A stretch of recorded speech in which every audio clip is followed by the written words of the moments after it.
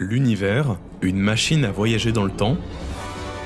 Comment les astrophysiciens étudient-ils l'histoire de l'univers? À l'époque du Big Bang, il y a plusieurs milliards d'années, ni la Voie lactée, ni le système solaire, ni la planète Terre n'existaient. Et surtout, aucun être humain n'était présent pour assister à cet événement et à tous ceux qui ont suivi.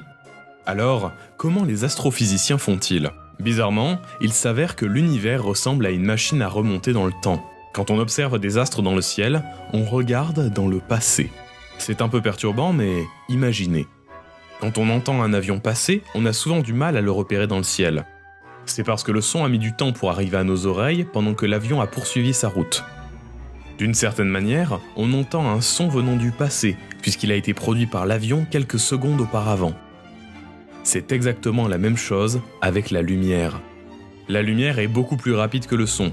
D'ailleurs, rien ne dépasse la vitesse de la lumière. Mais cela lui prend quand même du temps pour voyager depuis sa source jusqu'à nos yeux.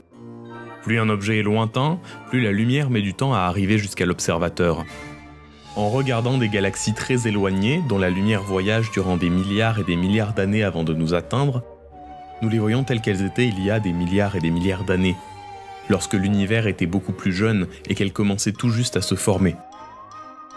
En les comparant avec les galaxies les plus proches de nous, nous pouvons étudier leur évolution et voir comment elles ont changé avec le temps.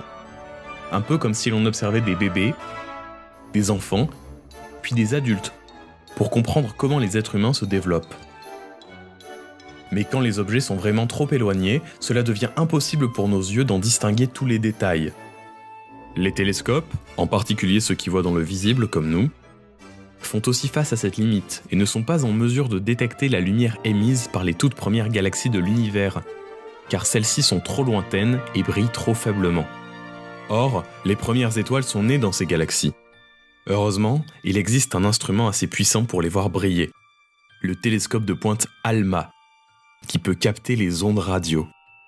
Il est capable d'apercevoir les nuages de gaz et de poussière dans lesquels se sont formées les premières générations d'étoiles. Cela peut aider les astronomes à en découvrir plus sur les premiers instants de l'univers, ce qui nous permettra au final de mieux comprendre le présent. Ensemble, découvrons le monde en vidéo. Activez la cloche pour être averti de toutes nos nouvelles vidéos sur YouTube. À bientôt sur Futura.